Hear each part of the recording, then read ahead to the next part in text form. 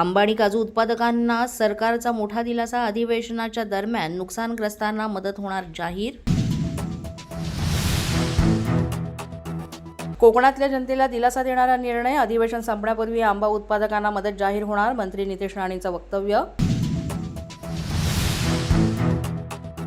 मुंबईत जल मेट्रोसाठी मुख्यमंत्र्यांची बैठक. 125 किलोमीटर जलवाहतूक सुरू. आणखी 215 किलोमीटर जलवाहतूक सुरू करणार. मुख्यमंत्र्यांनी दिली माहिती. महिला सहकारी संस्थांना काम देण्याबाबत राज्य शासन सकारात्मक.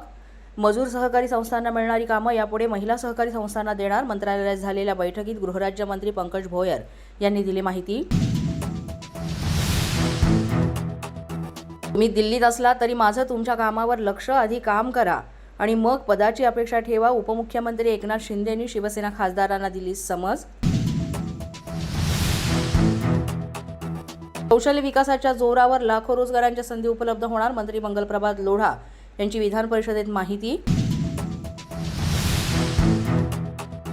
जिल्हा परिषद पंचायत समित्यांमध्ये आता स्वीकृत सदस्यांची वर्णी. ग्रामविकास मंत्री जयकुमार गोरे यांच्याकडून विधानसभेमध्ये महत्त्वाचं विधेयक सादर. घरगुती सिलेंडरमध्ये 60 रुपयांची वाढ. राज्यात सिलेंडरचा पुरेसा साठा उपलब्ध. मंत्री छगन भुजबळ यांचं वक्तव्य. अजितदादांच्या अपघातावर मुद्दाम चर्चा नाही. विधानसभेमध्ये सोमवारी चर्चेचं आश्वासन. सोमवारपर्यंत वाट पाहू. आमदार रोहित पवारांचं वक्तव्य. VSRला वाचवलं जात आहे. अद्याप राज्य सरकारकडून CBIकडे प्रस्ताव नाही. रोहित पवारांची टीका. पोलीस बंधा न्यूजच्या या बातमीपत्रात आज इतकंच. तुम्हाला आमचं बातमीपत्र कसं वाटतंय याबाबत अवश्य अभिप्राय कळवा. यासाठी पोलीस बंधा न्यूजचं YouTube चॅनल सबस्क्राईब करा. तसंच आमचं फेसबुक, इंस्टाग्राम आणि ट्विटर अकाउंट फॉलो करा.